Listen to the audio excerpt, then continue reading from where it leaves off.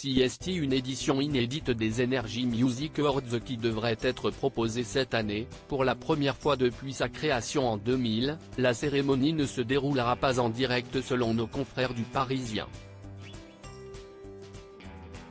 Une décision qui devrait éviter les risques d'attentats, mais qui va probablement obliger les organisateurs à quelques ajustements.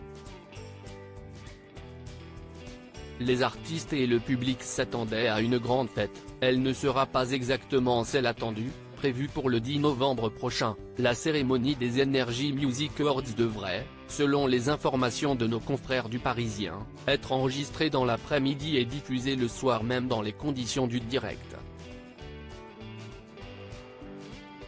Une grande première depuis sa création en 2000, mais dont les téléspectateurs ne devraient même pas se rendre compte. Toute l'émission sera enregistrée dans les conditions du direct et le tapis rouge, si symbolique sur la croisette, avait déjà été annulé.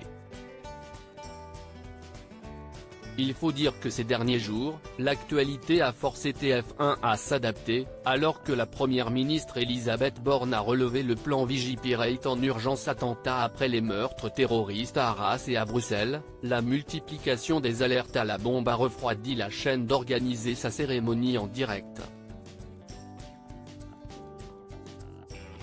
Le renforcement du plan Vigipirate, les alertes à la bombe à répétition au château de Versailles et l'annulation des MTV Europe Music Awards, prévus ce week-end à Villepinte, Seine-Saint-Denis, nous imposent de renforcer la sécurité, a notamment reconnu un proche du dossier. L'an dernier, CEST a une blessure que la production avait dû s'adapter, Nikos Aliagas avait laissé sa place à Camille Combal. Trop de temps perdu? Alors pour eux, pas question de recevoir des artistes prestigieux au Midem, en plein cœur de Cannes, sans un minimum de précaution et d'organisation. Une alerte à la bombe, même fausse, forcerait les organisateurs à faire sortir en urgence tout le public, à faire intervenir une équipe de déminage, puis à faire venir le public avant de reprendre le direct. Après plusieurs dizaines de minutes perdues.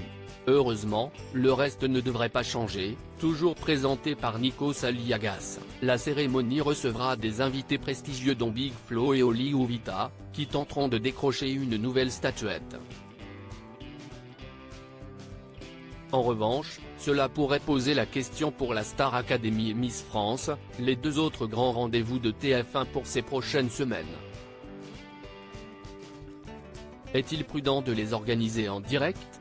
Pour le moment, la question est toujours dans les tuyaux, mais la chaîne pourrait bien prendre la même décision pour le premier prime du télécrochet qui fait son grand retour le 4 novembre, malgré les votes du public, difficile à organiser lors d'une émission enregistrée.